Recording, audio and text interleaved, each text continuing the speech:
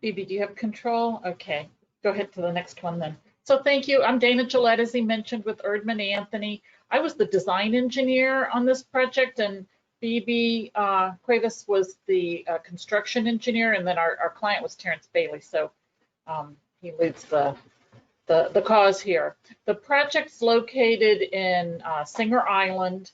That's Barrier Island off the southeast coast of Florida. The project was to replace the infrastructure in this neighborhood, not the entire island, just one neighborhood within the island. The neighborhood was built in the 1960s by a developer. A lot of the lots have canal frontage, deep water lots. They're real close to the Palm Beach Inlet, so it's a nice neighborhood. The city had hired Erdman Anthony to do the design work. Giannetti Contracting was the low bidder. They were the contractor that the city selected. And then the city included both Terrence's department, because Terrence had recognized the need for paving and drainage, and also the utilities department, because as we got into it, we found that all of the infrastructure in the neighborhood needed to be replaced. So we found that the water mains were older, or obviously 50 years old, asbestos cement lines. They didn't have enough fire hydrants. The sewer pipes, they were clay, they had a lot of cracks, they were full of calcified salt. We couldn't even get a camera through them. Some of them were flat, so they weren't flowing properly. The drainage was flowing directly into the intracoastal with no treatment, which was probably the first thing that caught Terrence's attention and started the need for the project. The roads also ended up with a lot of puddles. They didn't have much longitudinal slope draining to an outfall. And they are low-lying. The neighborhood's Barrier Island, right along the intercoastal, they vary in elevation from about 4.5 to 6 feet. So they are low-lying, that's NGVD. They're not experiencing high tide flooding right now, but there are other portions of Singer Island that do get that, so it's not unreasonable to think that that will happen in the not too distant future. So our design looked at all of the infrastructure, and with respect to the sea level rise and sustainability, we started by looking at the sea level rise, which is rather uncertain. It's a moving target here. The engineers in this area used the Southeast Florida Regional Compact on Climate Change. They've produced a document called the Unified Sea Level Rise Projection. So that's our go-to standard for how much sea level rise to expect. And for this project, we're looking at like a 2040 design. Go to the next slide, Phoebe. I think it's 2060. Yeah, 2060. We're looking at 14 to 34 inches of sea level rise. As you can see, the critical infrastructure that has a 50-year design life or more has rather a daunting sea level rise projection. That's shown on the next slide too with the charts. This document that we used was prepared, we did our study in 2016. They've updated it since in 2019. And then we also looked at the impacts from Hurricane Katrina in Louisiana following the storms there. Go to the next slide, Phoebe.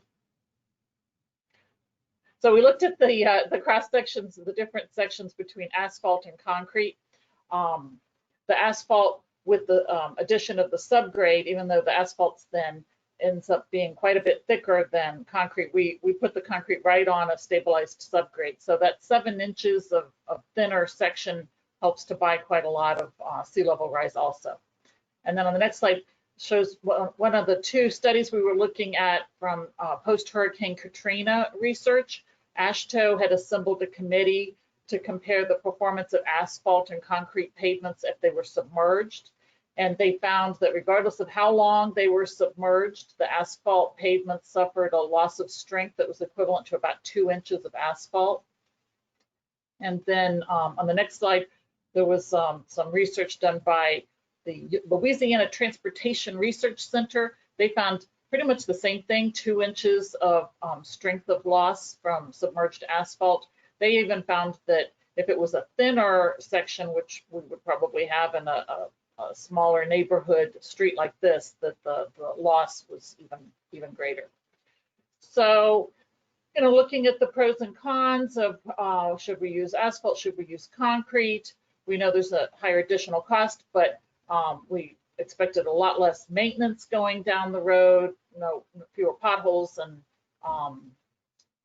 longer service life. And the lighter color is also attractive for these hot areas along the coast on this barrier island. So those factors outweighed the lower cost, and we proceeded with the concrete pavement.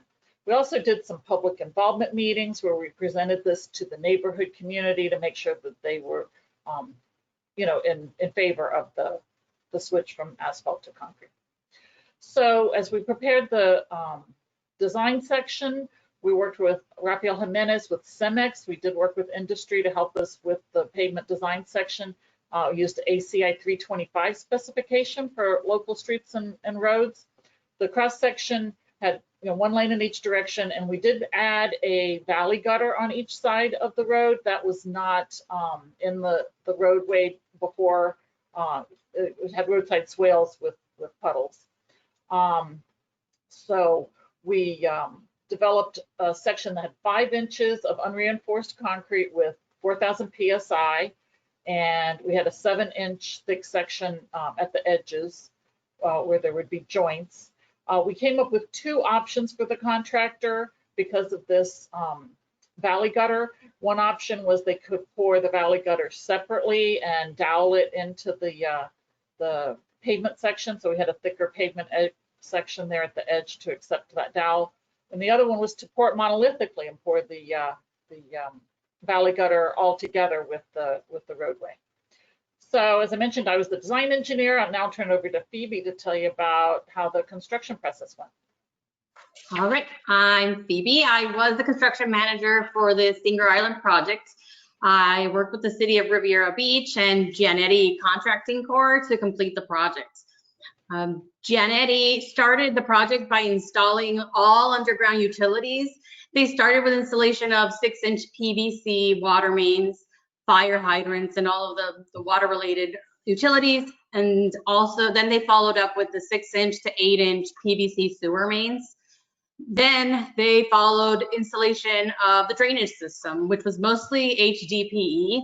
And they also put in new gas lines for the community. Giannetti completed the project with the installation of the concrete pavement. To accomplish this project, we held meetings every 2 weeks in person, not like today. We engaged the utility owners early on to ensure that we had the correct information regarding the existing infrastructure, the easements, and what were the installation requirements for these agencies. The contractor took pre-construction video and photos of the project area, and this was really useful, especially when determining the condition of those driveways and the landscaping prior to construction.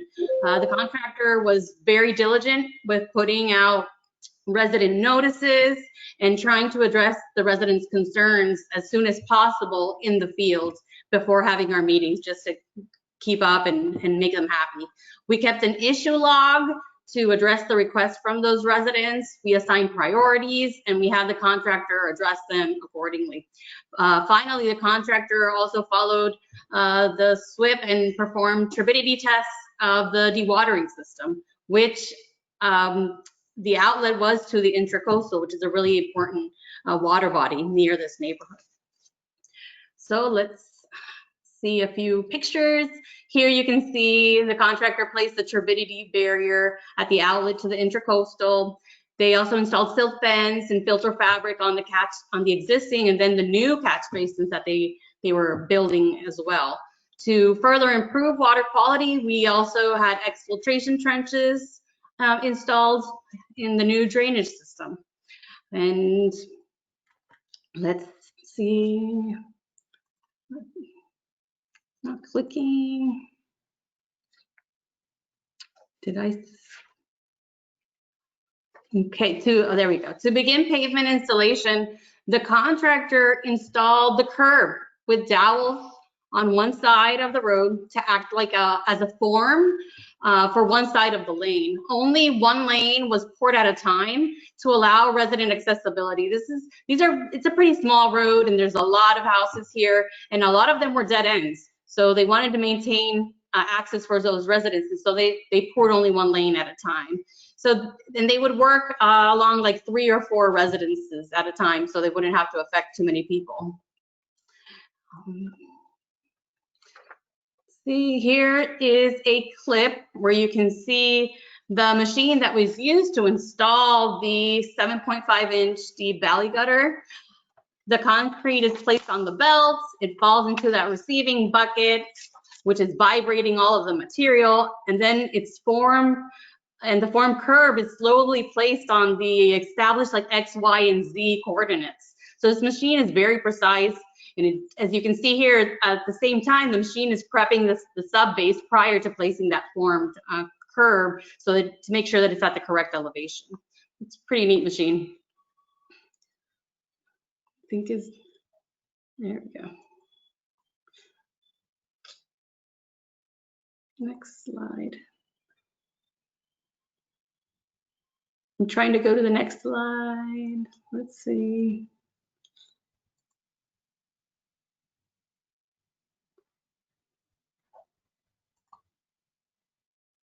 I'm trying to go to the next slide and it's not. Maybe if you can, yeah, if you click that arrow. Okay, there we go. All right, thank you. During the construction phase, the cross section that Dana presented earlier was actually modified. So the construction company that was going to do the pour, they wanted to ease the placement process.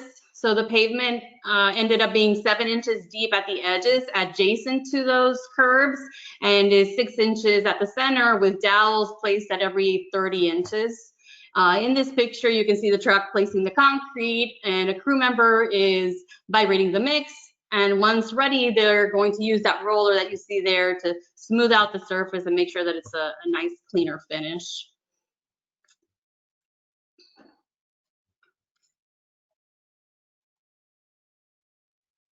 Okay, and right there.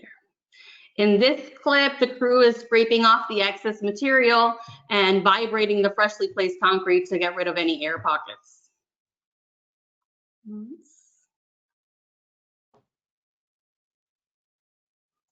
Right. Here you can see the roller in action, smoothing out the concrete surface. It looks pretty easy, but you really have to tug this and synchronize the pulling so that both crew members are pulling it at the same time. You can notice that in this picture, you can already notice that one lane was already placed and poured and is acting as the form for this new lane that's being placed. For the last step, several crew members complete the concrete finish with several tools and the broom and make the nice finish that we see here. This is the finished product. The roads look great at the end, and I think most importantly, the residents were really happy. It looked really great, and I think the city was happy with the result as well.